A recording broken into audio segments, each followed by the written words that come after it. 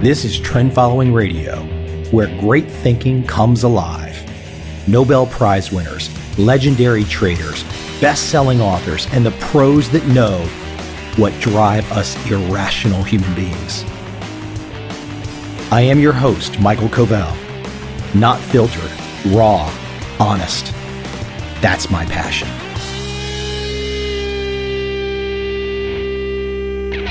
So today on the show, I have Charles Faulkner, and I didn't look at the schedule even. It's been a few months since we talked on the podcast, but such good feedback from Charles' episode. And for those that don't know, I think Charles is a wide and varied career, trader mentor. He was in the New Market Wizards book, and we will talk about it today, working on your new book. Hey, Charles, how are you doing today? I'm great. Hi, Michael. So let's just get this out of the gate. So make an announcement. You are in the process of this new work, this new book. Where do you stand, and what kind of time frame can folks expect to be able to get their hands on on your new work?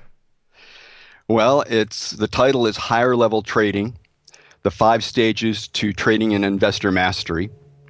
And you can pre-order it on Amazon. And I will say I'm hopeful. People can hear that word for a fall release. A lot left to do, and it's really coming together. So thank you.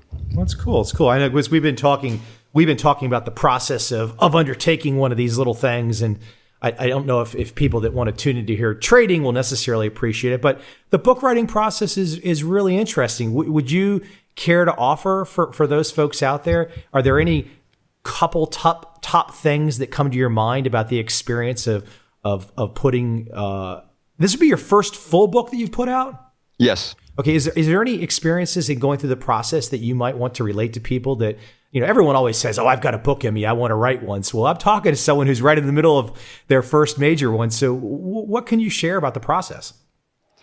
Well, to quote Daniel Kahneman's work, Thinking Fast and Slow, take account of the planning fallacy, which is that you think it's going to go along and so many pages a day and all, and go and ask somebody who's actually done it. And you find that it's, unless the person's Stephen King or something, it's quite different than that. There is a period of time where you're getting out of the station, so to speak, and getting up to speed.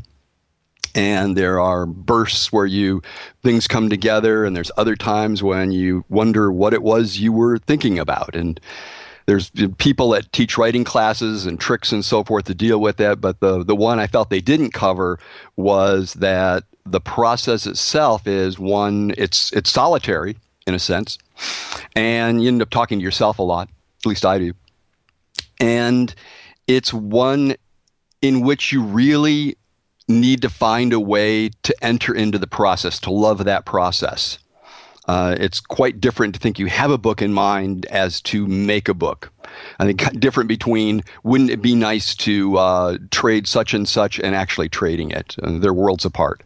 Let me ask you, for me personally, it really helped to have deadlines. Has that played a role in your motivations or thinking at all?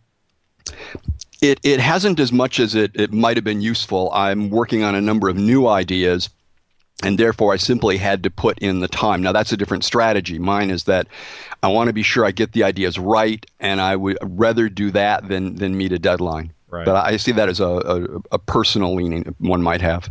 Yeah.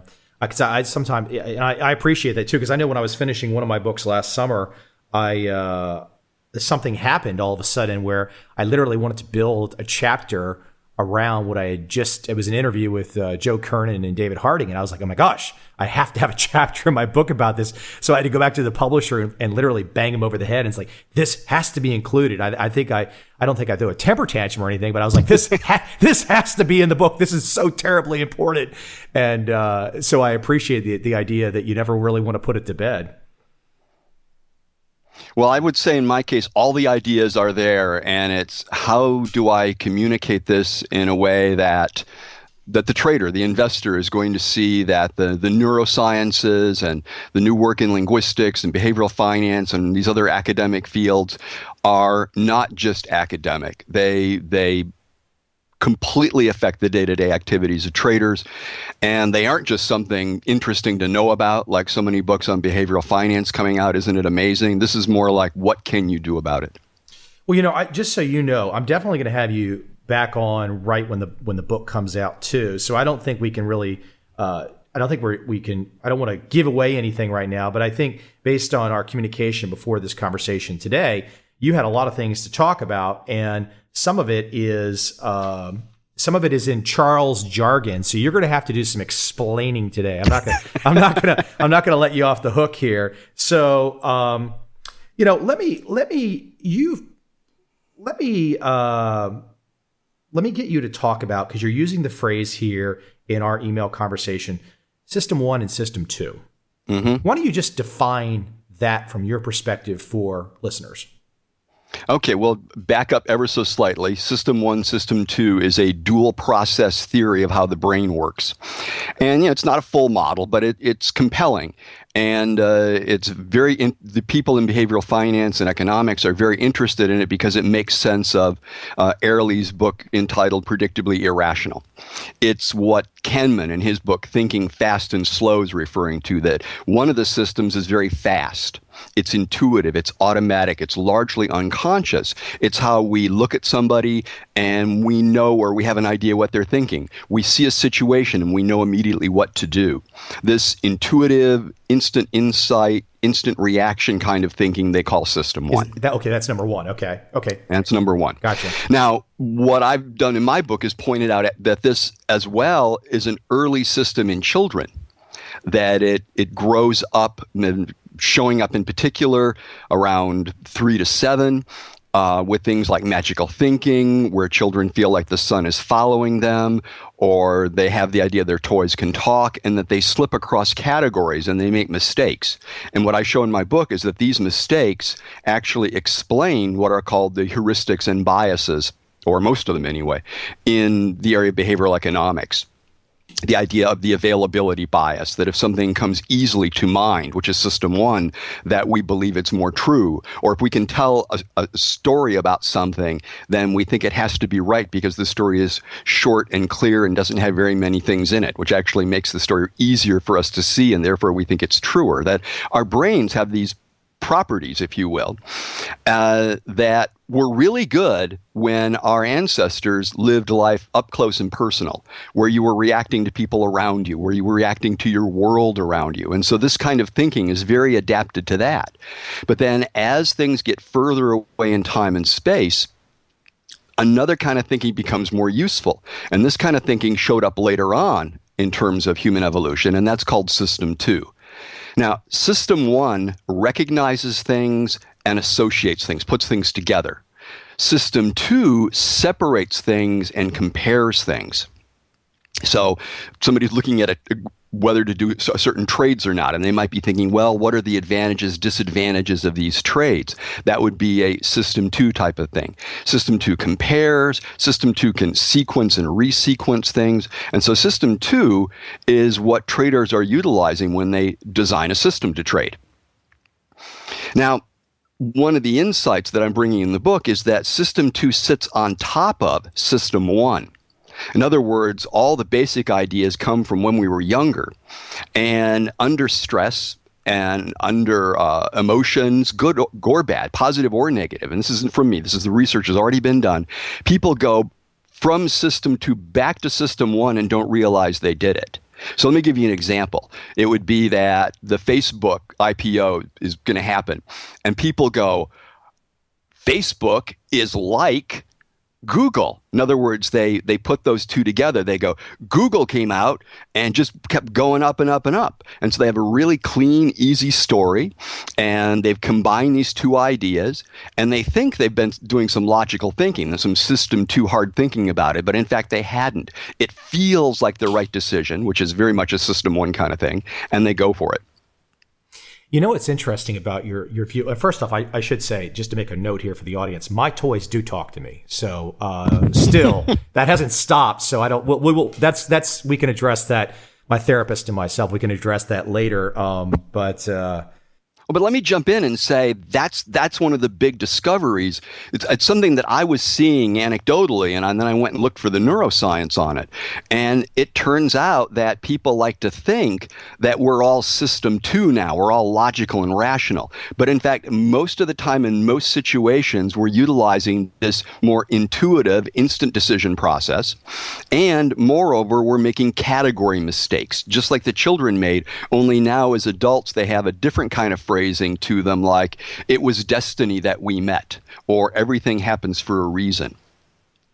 You know what's interesting about these connections or the contrast between 1 and 2 is that I think it makes, as I listen to you explain it, and I feel like I'm in the front row of your class listening to you explain it, it makes me realize sometimes in my world, when I'm attempting to explain or contrast or put a parable out there, the numbers of people that interpret my actions in a system 1 way, as opposed to realizing I'm presenting it, if you're paying attention, in a system 2 way. They reach for what they think they're seeing, some visceral gut level where perhaps they think I'm being angry or I'm fighting or I'm dueling for no reason. And they immediately go to the 1, and then they want to come back at me with more of this kind of visceral level thinking. Whereas I'm really trying to have the discussion at level 2. And frankly, I think that's why I enjoy always talking with you, is because you get me to think about ways to where I can present the 2 discussion, for lack of a better phrasing, in a more coherent way. Well, keep in mind, system 2 thinking is deliberate or deliberative, as they say, and it's mostly conscious and it's effortful. It's hard work. People don't like to do it.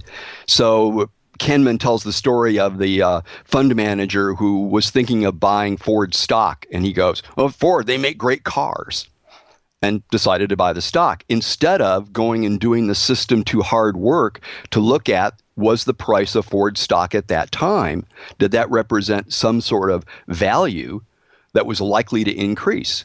So there's the slippage here is of tremendous importance to traders because they think they might be making one decision when they're making another. Now, my addition to this is that from the person's behavior and language and the kind of beliefs they give, you can begin to calibrate whether they're coming out of system 1 or system 2 and which one's more appropriate for the moment.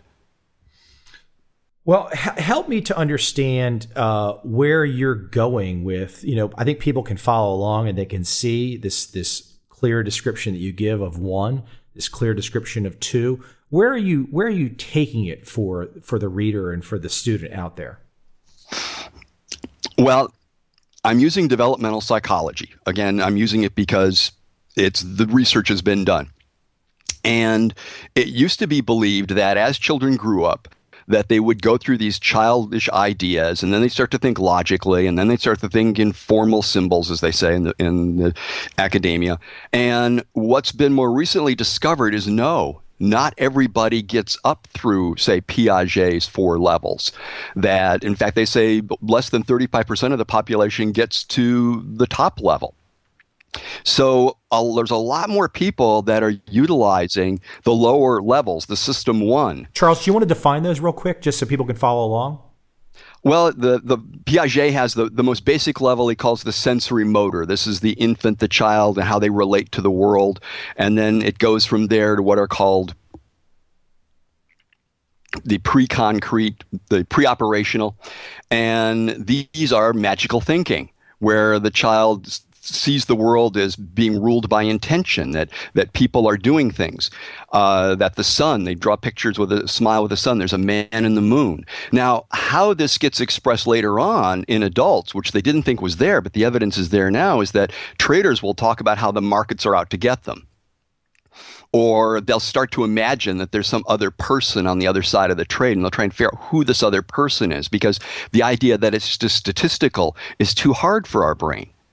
And so they go for these simpler explanations, which can be, lead you down the rabbit hole because you're looking where what you need to develop yourself isn't. So then the third level is called the concrete. And this very much is about the world and moving in the world and beginning to think about the world in terms of causality, in terms of this causes that, for example. And this shows up again in traders when they begin to work on systems and they want a system that's going to make money. They're looking at the result and they go from system to trying to find a system that makes money, right? The thing is, they're looking often for a single variable system because we say, and the language here is important in my work, there's got to be a cause for this.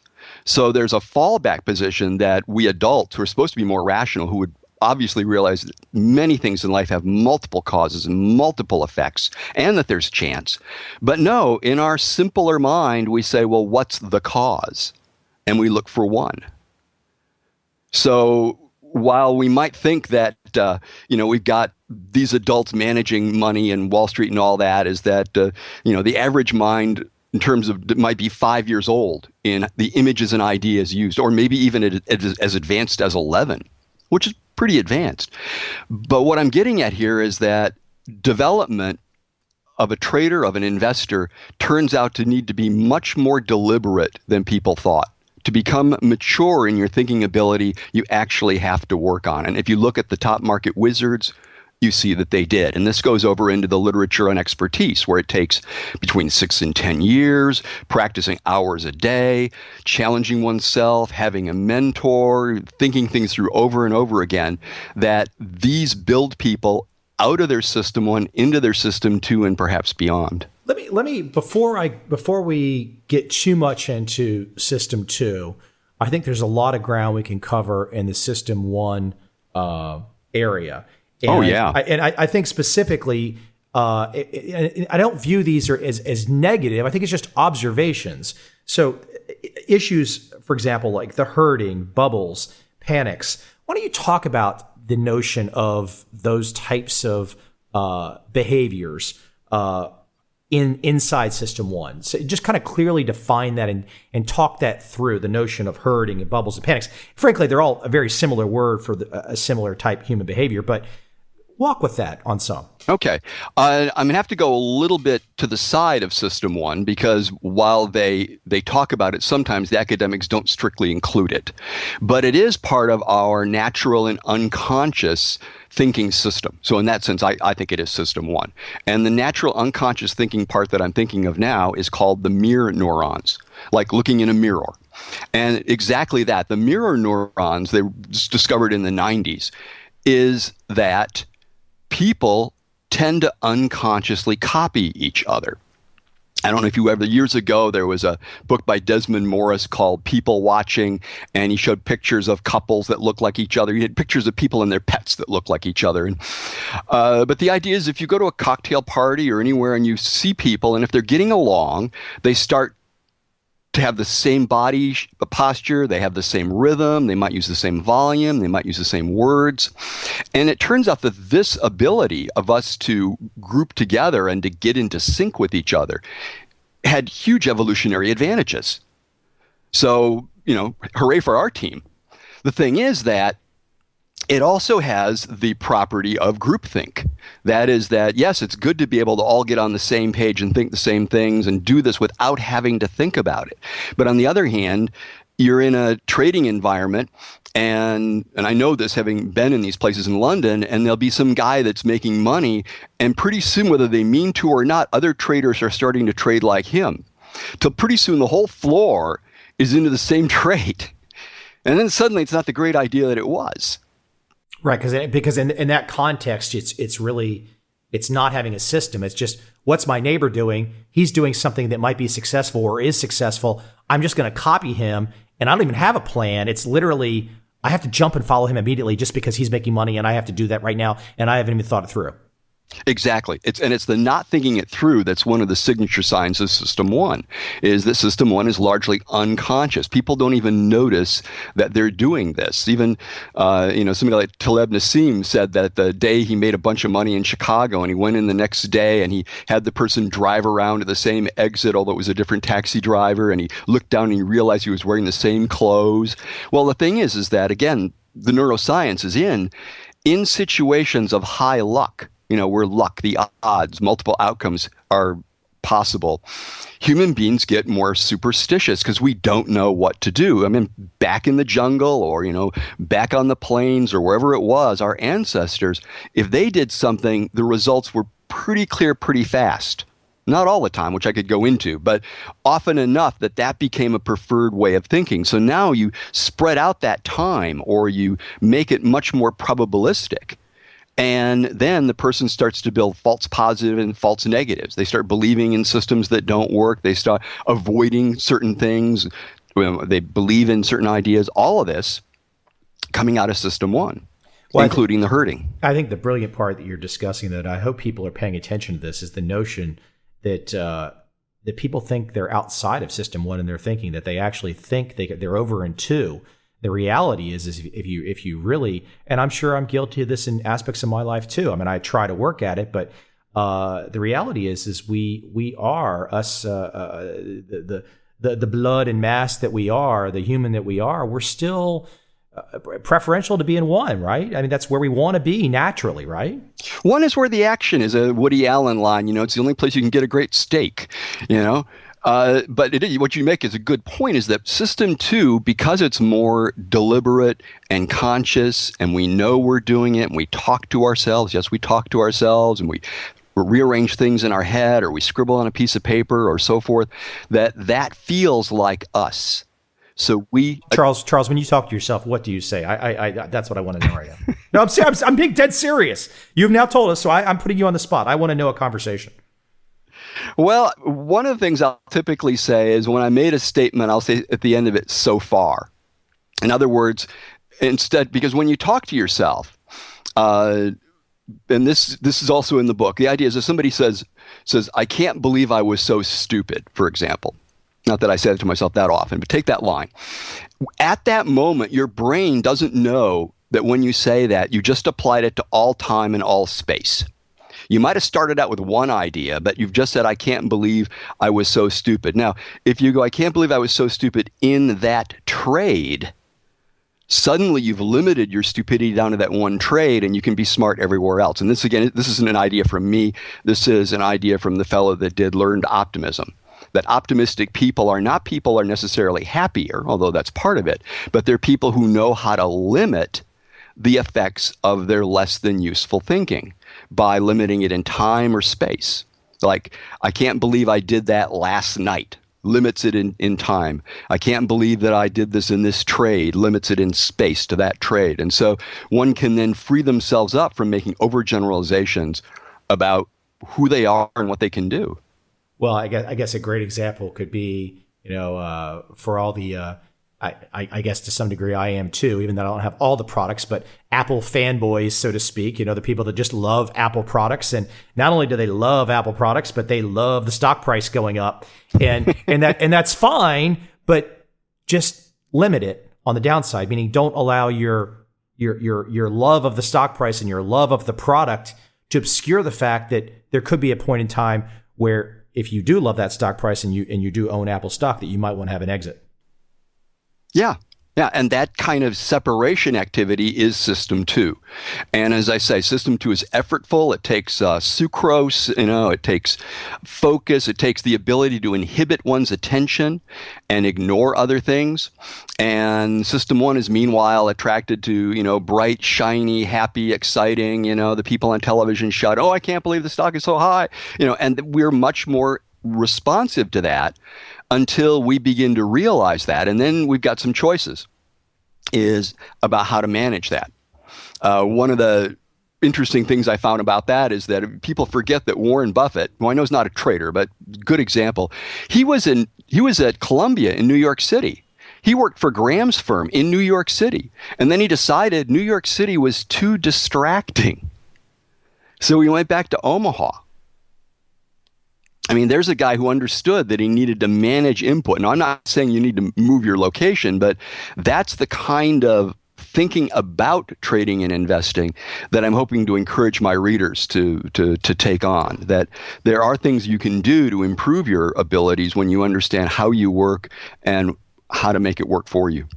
Yeah, I think that the notion that you they always say if you can make it there, you can make it anywhere. But I love New York City, but that the idea that you have to be there to make it is so utterly false and misleading and misguiding and whatever you want to call it. It's just not a relevant thought.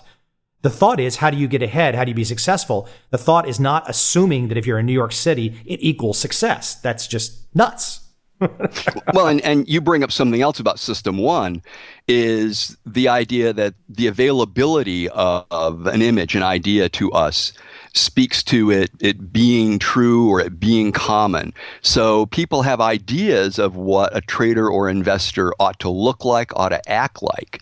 And these are very often quite sketchy and underdeveloped, which unfortunately, again, if it has a few facts in it, it actually feels more true than if it has all the messy truth. Because our brains like, if it's a clean, clear picture, we go, I understand. If it's got blotches and is messy and, smudges in part, we go, oh, it doesn't look so good. So we apply that basic principle to our understanding. So people get the idea in their head of what an investor ought to be like, or a trader, and where they ought to live and how they ought to dress and so forth, instead of actually finding out what people who really succeed in the business are like. And my experience anyway is pretty big distance between the image and the actuality. Yeah, I was very fortunate early on to have experiences and mentors that showed me that lesson almost out of the gate. One thing I want to jump back to here, though, was herding. And I want to kind of just give a brief experience that I had, and I'm sure I've shared it with you before, maybe I've shared it with an audience before. But when, years back when I did some filming and I was at a sheep farm, and, the day was a long day, and we really weren't getting great footage or whatever story we were trying to tell. And like anything, sometimes I find it's the experimentation is where you find something, where some real nugget happens. So I spent a day on a sheep farm with a film crew filming sheep. And yes, I'm learning stuff about the sheepdogs and how all that behavior. And however, it wasn't until the end of the day when I kind of felt like we really weren't getting anything, where I told the director, I was like, okay, turn the camera on, follow me. And I just waded down into a pack of sheep. Herd of sheep, whatever you want to call them, flock, I don't know. And anyways, and so I got eye to eye with them, okay? And they were on both sides of me, and I was in the middle. And sheep eyes are very human-like, okay? And expressive. I mean, I don't know how many people have actually put their face to face with, dozens and dozens of sheep as they're all looking at you. It's very weirdly expressive. And but the thing that I could immediately realize, just on my own intuition, was their desire to not necessarily run from me, but their desire to reform the pack. They were panicked and upset that I had interfered with the herd. I had interfered with the group. And their desire was not necessarily, if I would have been, for example, they had no way of knowing this, if I would have been a man with a gun who was going to start shooting them, they seemingly wouldn't have cared, because they were so concerned about, their eyes were saying, let me get back to the group. I don't care who this guy is. Maybe he's got a gun. He's going to kill us all. I don't know. I'm more concerned with being with the group. And it was an extremely interesting experience for me. And I don't know if you can, I know you can relate to it, but I don't know if you can connect that to some of your work and maybe even to trading. Well, the famous line from John Maynard Keynes is, better to fail conventionally than to succeed unconventionally. What they call in fund management reputational risk, that these people that claim to be going for alpha, not all of them, mind you, but a goodly number, and especially in larger institutions, claim to be going for alpha, will often have their portfolios adjusted by their superiors so they're more beta, so that they will match the market better. Because it's better to match the market than actually be the person that takes the risk and goes outside the herd. So yeah, we have a lot of that. And in fact, coming back to the point about the trading floors in the UK that I was at, is that they would all get onto a certain kind of trading. And it was interesting that every once in a while you'd meet someone, usually it would be the head trader, and he'd fade the group. And it would just, it was like, the eyes, just popped out of their head.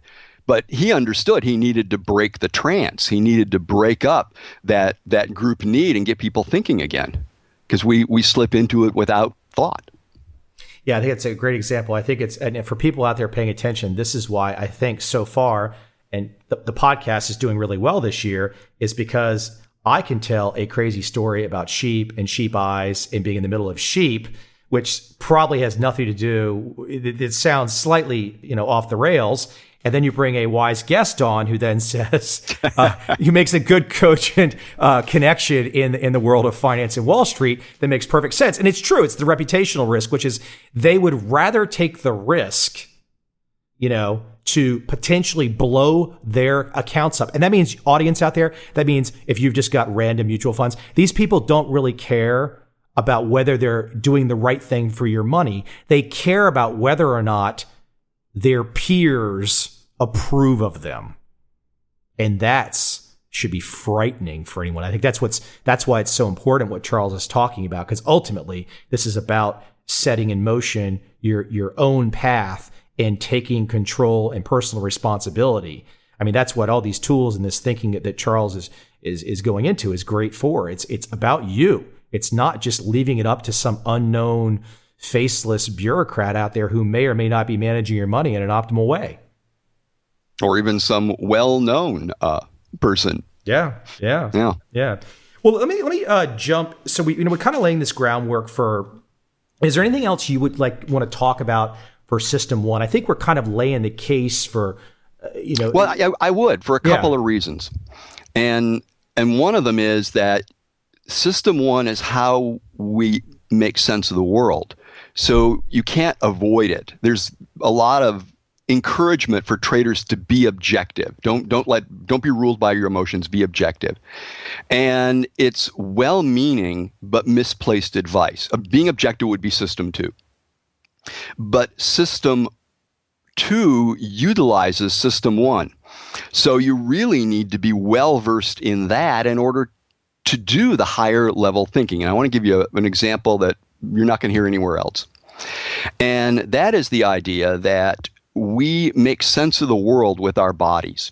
We talk about looking forward to something, about looking back on something. We talk about things being over our head or beneath us.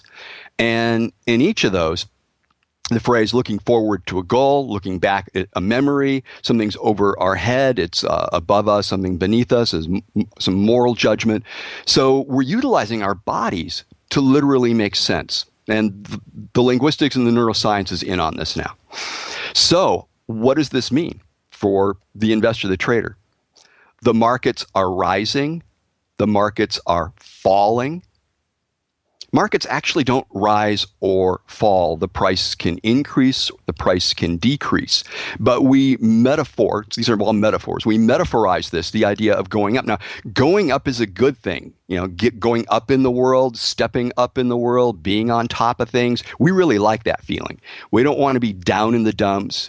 We don't want to be going down. Now, it doesn't stop there. There's even something deeper here about the way our bodies think, is that when we use words like fall. Have you ever seen a small child when his parent calls out to him, "Don't fall," and plop, the kid goes right over? That's because in order to understand the word, he had to mentally imagine and enact it. Now, we get older, we get better at doing this more subtly. But if I ask you to think about a trade that position was slipping away from you, I wonder how many of our listeners would realize they also had a sinking feeling inside, which goes right along with the word fall. So this makes it real. So when you hear on the markets, you hear on the news that things are crashing or something like that, we can't help but activate those images and ideas unless we've made arrangements to do something else. Yeah, crashing. If you think about crashing, it's like a waterfall or Niagara Falls, something heavy and volume and but it's really just it's price decline. Mm-hmm. Like it's if you're just objective about it, you have to say it's a price decline, and what's my plan for dealing with the price decline on a simple level. Yeah, but this is where the neurolinguistics I do, the relationship between the neurology of our brain and the language that we use. Just I used the example earlier about how we talk to ourselves. Well, these other words, they give us images and ideas, which if we're not careful, because of the way we're built, we'll react to in a heartbeat. And so the people I've met, the market wizards I know, they're they're quite careful about their language. Ed Seykota, a fine example where he got asked why, I think it was lumber at the time was going up, and people were asking, he said, this market has the property of going up. He wouldn't tell a story. He knew that telling a story would be telling this little lie to himself, and once it's in there, you can't get it out. Just like you were, the way you explained it with yours is you took out the emotion, you took out the vivid imagery so that it became something that you could think about more objectively.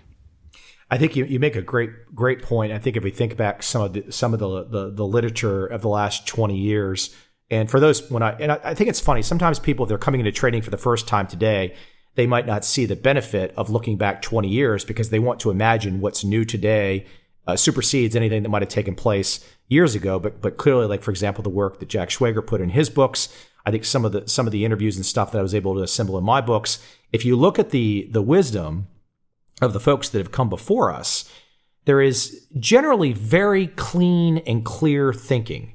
Yes. It's very logical. It's plain. It's crystallized. And, as somebody out there who's new to this, you have to develop an affinity for that. You really don't want a story unless the story is teaching you how to think clearly.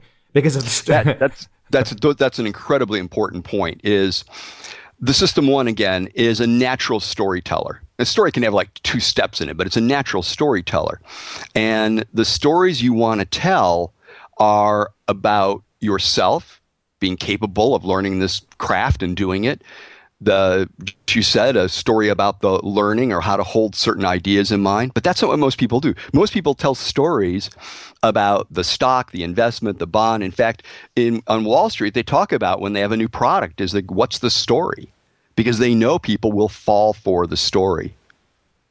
Yeah, it's funny too. I was thinking one you mentioned, Ed, and I was thinking, and I'm paraphrasing here, but I think it was a conversation between like a young guy and a fundamentalist, and the knife dropped off the table or something, and the guy put his hand out to catch it, and the fundamentalist is like, well, it's going to go back up, but so he wasn't worried about whether he's catching a falling knife, because it's going to go back up, but the point of that story, if you think about it, wasn't in the typical Yahoo Finance, CNBC, Bloomberg explaining the story of what's happening. It was explaining behavior. And there is a huge difference. I mean, I had a really interesting phone call with Larry Hite over the weekend. And every time I talk with Larry, Larry is a character, but his stories are always, they're not about wasting time. They are parable-esque. They are the learned wisdom. Anyways, you could probably explain even more about that. I don't think I need to. What we're getting at here is System 1's a natural storyteller. You're not going to be able to not do it. Any book, novel, film, stories are all around us. If you look at them for more than a minute or two, you realize they're pretty simple stories, which is fine. Our brain likes that kind of thing. But in your business, in your craft, in your profession, you want to be more careful about where you use them and where you don't and how you use them. And I know I'm opening a whole possibility here, but just if people start thinking about that, they may find it useful. They might find surprising what they'll find out on their own. Let me pivot. So we kind of lay in this foundation for getting people to come into, and obviously your book's going to go into this a lot more detail, and I think people will really enjoy that. But we're kind of laying this foundation for System 1. So what was in your mind? Where did the pivots and whose work did it begin to pivot from, where we kind of, and it's probably even a non-trading question because it wasn't until trading applications came after, but the pivot from 1 to 2, where do you see that really starting to gain speed and traction? Well, again, going back to developmental psychology and Piaget from the 1920s onward, but there continue to be researchers. And it's around the age of 7, which I think is curious, since there's a phrase that, according to what I've heard, the Catholic Church says, give me a child till the age of 7. So there was some intuitive understanding that we went from a very unconscious and automated kind of process to beginning to be able to think about our experience. It's an emergent property, to use the lingo. And it appears to be natural, but as years of schooling will show us, it needs to be trained. And I would say, regrettably, in my case, I've had to do most of the training later in life. That I don't think our school system and I'm really understands what it takes for us to begin to think about our experience. Well, I think, if you look at and I'm not trying to be some massive political statement or anything, but no, I don't realize that either, because the point I want to make is that it needs to be encouraged, and it's what schooling is supposed to be about. Almost all schooling is dedicated to developing system two, to think logically, to think methodically, to compare and contrast, to evaluate, to develop your working memory. One of the things I looked at is you can almost figure out what level a person is at by how many things they can hold in mind. And system one, it's one thing, and system two, it becomes two or three or four. And the story of George Miller's research back from the 50s about 7 plus or minus 2 chunks of information is what we can hold in mind. What he was talking about is what system two can hold in mind, which isn't very many. There's a fellow who I like that does research in this area, and his line is, if we're so stupid, how did we get to the moon? And the answer to that is there were lots and lots of people using system two and checking each other's work, because it is hard work to utilize your rational cognitive abilities. It's definitely, let me throw it to you this way. So I was just thinking about this example as you were talking. So I have a young guy email me last night, I think it was, or the last couple of days. And I think he was from the UK, and he was talking about, he might have been 21, and he was asking about going to where he should go to school for trading. And he was mapping out for me the university courses he should take and whether he should get his MBA too. And I'm not asking you, Charles, to go ahead and brag. It's not your style. However, let's be frank, the kind of things that we're talking about right now, I'm sure a good bit of the material in your book, and specifically how you tie a lot of these psychological issues in with trading and how you blend it, this is not part of university curriculum. So when I made the statement a second ago, and I said the thing about political schooling, the point that I wanted to make, the larger point is, I don't know what kind of school system we have anymore, but if one is looking for the truth and one is looking for the higher level of analysis,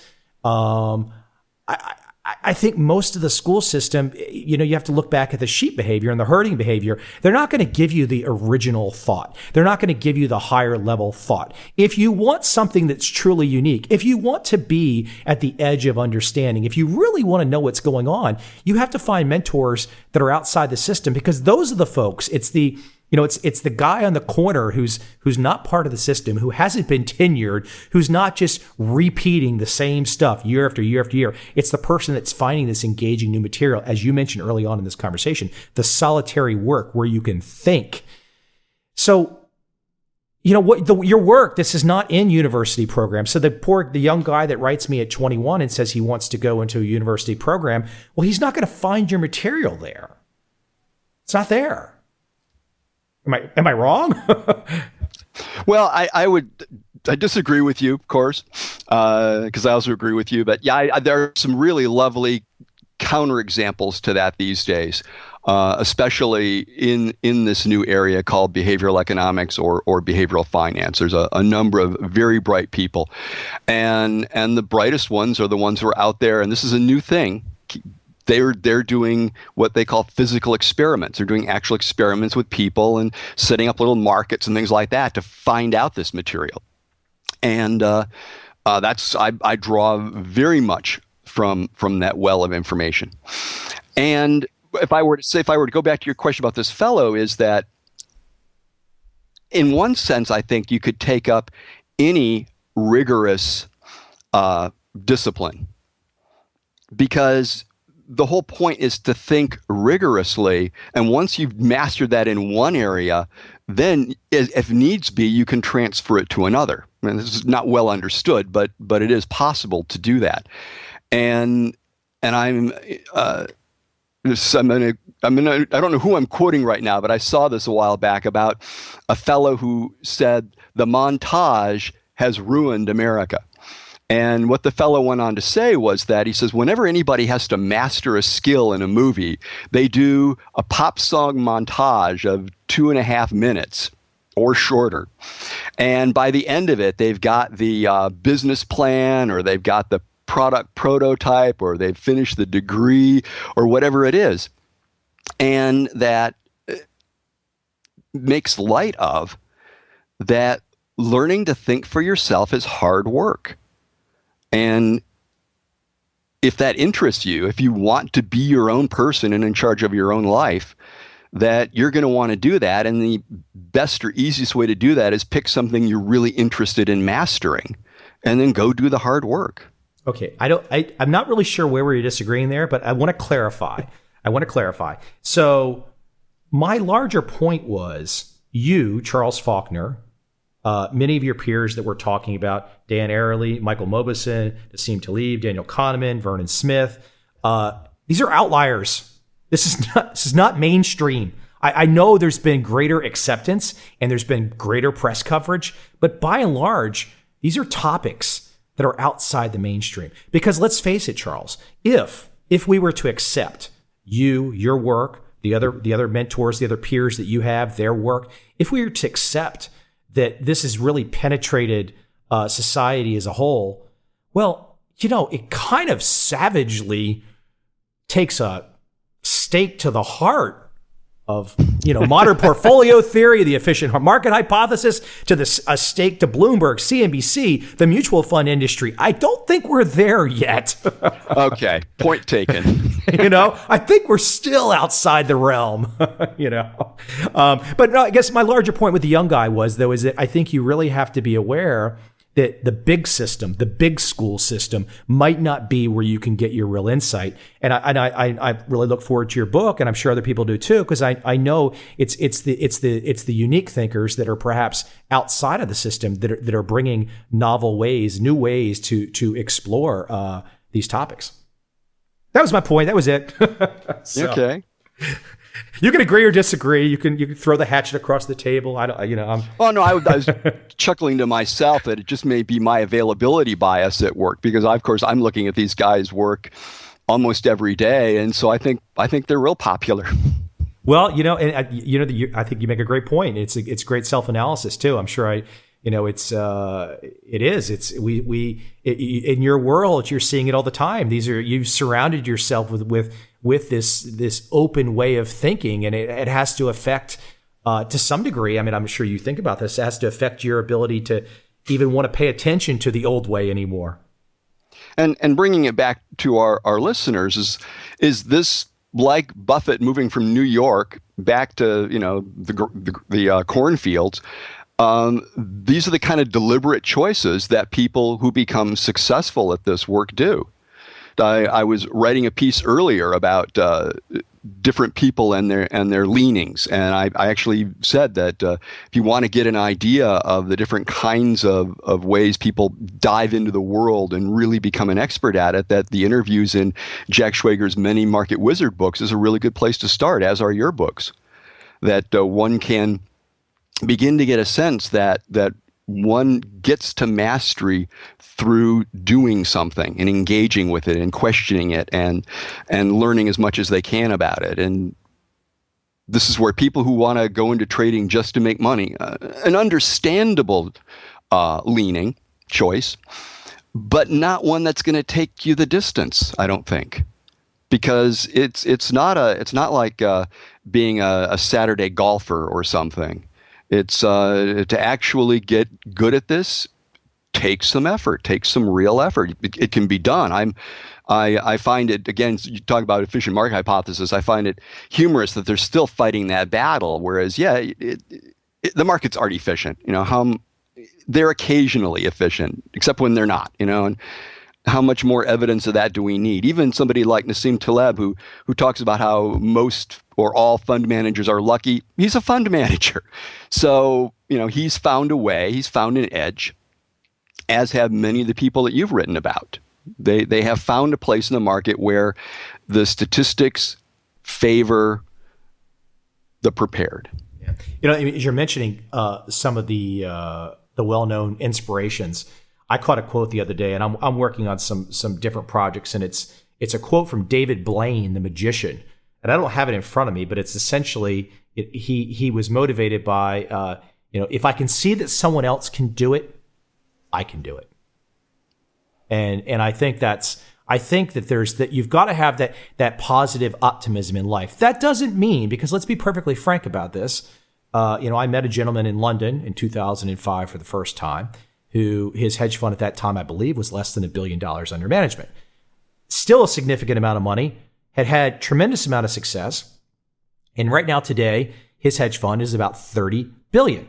Now, if somebody does the typical hedge fund fee structure thing, and you say 2 and 20 over 30 billion, and let's say he makes 12 to 15, 20% a year, you can't sit back in your house and imagine that, okay?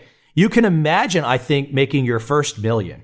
You can work and imagine that. But some of this stuff becomes, you can't control it. Bill Gates was at the right time, at the right place, wide awake to the opportunity, and he put an operating system on every IBM computer that was shipped. Now, you can't wake up and say, I'm going to repeat the exact same success. You could be motivated, you can be inspired, but you've got to be grounded. I think you would probably agree with me on that. Oh, yeah, on all points. It is interesting that people will make those kind of comparisons. My own line like that comes from Bruce Springsteen, that all he wanted to be able to do was to be able to make a living playing music. He was shocked at what happened in terms of his financial success. And who knew that somebody would have billions of dollars under management? But, that's the world we live in. But one doesn't start out that way. Yeah. There's all of the learning curves that go on in there, whether it's finding opportunities or ways to execute, or the money, the risk management, the management of oneself, the management of increasing numbers of people, the management of increasing amounts of money, all these effects. And people who find that fascinating, are the people that are more likely to succeed. The trader that I was mentioning, which was David Harding out of London, and if you go back and you do any homework and find out about his early process, he's very frank. He was at a task with a trader or a fund broker, I can't recall, and he talked about that he was spending all of his time with daily charts and looking at charts and drawing charts, and what this went on for years. It was literally just this kind of particular process of looking at charts and being in love with the process. He could have never predicted the outcome. And he would say that. I mean, he could predict in his own mind that he would have tremendous success. And I'm sure that was a huge part of his success, is that eternal optimism. But he would have never said, when he was drawing all those charts and going through this process, that most people would probably, even today, most people would probably be like, I don't want to do that. I just want to start making money. Right? Well, this goes to what I was saying earlier, as system one becomes system two, and people are still focused on the results, whereas you can really tell that somebody's beginning to get trading when they focus on building better processes, as Mubazin in 2 books now has written about. That it's got to be on developing a better system, and you only develop a better system by having more distinctions. I'm using that word instead of just information, because it isn't just information, it's about differences in the world. And so you talk about Harding looking at all those charts and becoming deeply knowledgeable about the nature of price movements, so that later on, when he began to get ideas, he had some basis for doing so. It's building expertise. They say of expertise that there's a certain school that says it's merely pattern recognition. In other words, what you're doing is educating your system one. Well, there's a lot to that. The idea that a master chess player can look at a board and realize they know the configuration and all the possible next moves for it. Very, very different from somebody who's sitting there, their first week, month, or year into chess. And you only get there by building experience. So, it's get out there and get experience. And this, by the way, going back to our harangue about school, is that schools very often now are more about the experience than they are about building the experience. Again, there are some lovely counterexamples to this, but if someone is pursuing some kind of higher level mastery in their life, I would put that into their thinking, that you want to be sure you can do something at the end of it and not just be able to talk about it. See, I thought school today had become a sideshow for consuming large quantities of beer, preparing for the reality show that you will soon star on. I thought that's what school was. I never felt that lucky. Well, I think we might be pretty close to that today. Well, listen, we've only got a little more time, and I want to kind of let's this last kind of thought from you be where you are right now, and kind of let you check in, because I'm sure you have daily conversations. There's daily things that are interesting to you. But I don't know if there's anything that you might have in mind that, as we leave out today, that you might want to share, something that's near and dear to you, close to you, that's exciting to you, interesting to you right now. We've been talking about parts of your book and whatnot, but I don't know if there's anything just topical or something that's enchanting to Mr. Faulkner right now. Well, I just the other day saw a piece of research that pointed out that it's people who have an experience bias, that is, that they use their money to buy experiences, will tend to be better traders and happier people than people who have a materialistic bias, that is, they want to acquire things. And I thought about that, and I thought, yeah, because getting things is a very early childhood kind of experience. It's where the things represent some sort of object, some sort of power or something. And you collect these things. But what it does is it makes you more thing-oriented. Now, what difference does that make? Well, for example, if I was to say to you, name some different currencies. And you mentioned the euro and the dollar and the yen and stuff like that. But then again, what about, is gold a currency? Bonds? Could bonds be a form of currency? And what about emotional currency?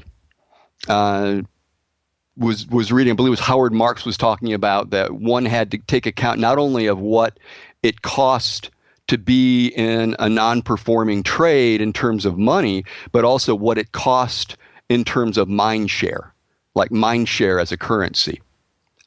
Well, to do that kind of flexible thinking, you won't do it if you think that things are just things. But if you go into the world of experience and you have more experiences, then your thinking's more fluid. And so I thought it was interesting that this is all starting to come together or come out now.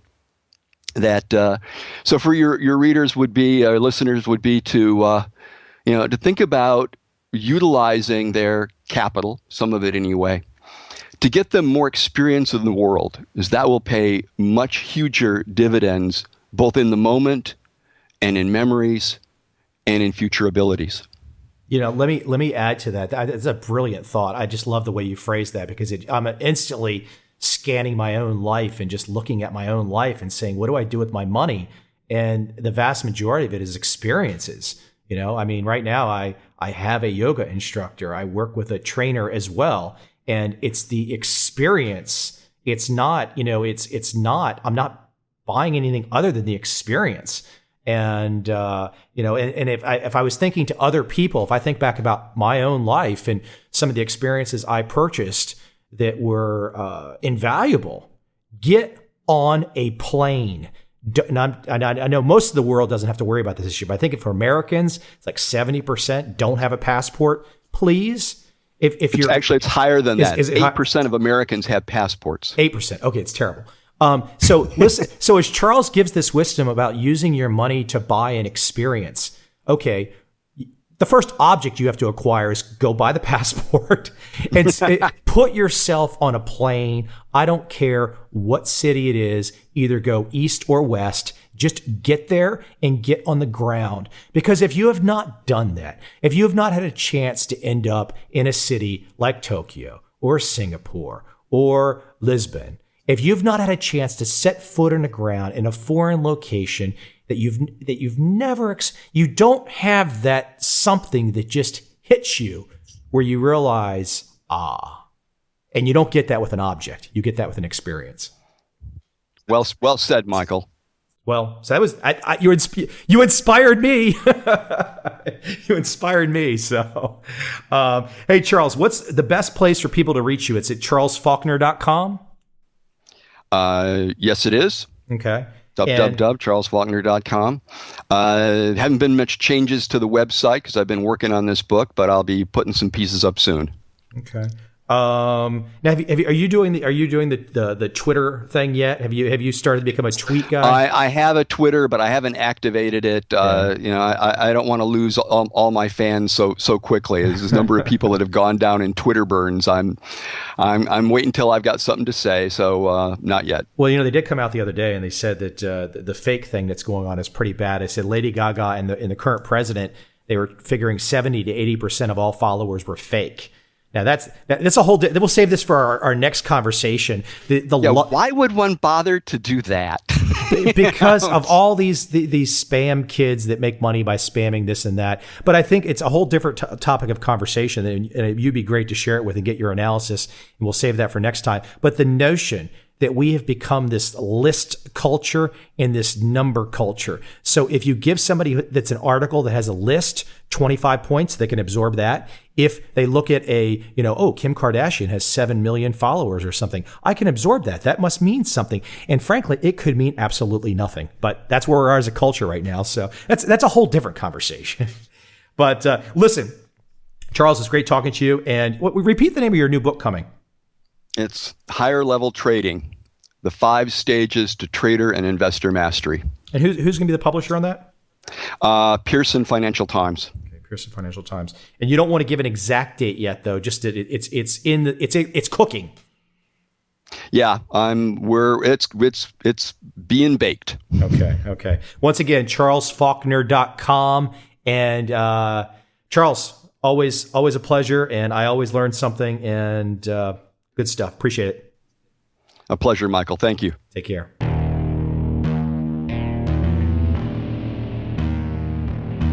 I see a time when those awake will understand how to make money in up, down, and surprise markets. Whether new trader or experienced, college student or financial advisor, protecting against a crash or just trying to make a lot of money, trend following offers everyone an answer in uncertain times. To get started immediately, send me an email, michael@covel.com. I will send you the right trend following steps to take along with my free video. But if you want to buy and hold, trust the government and trust Wall Street, this is absolutely not for you.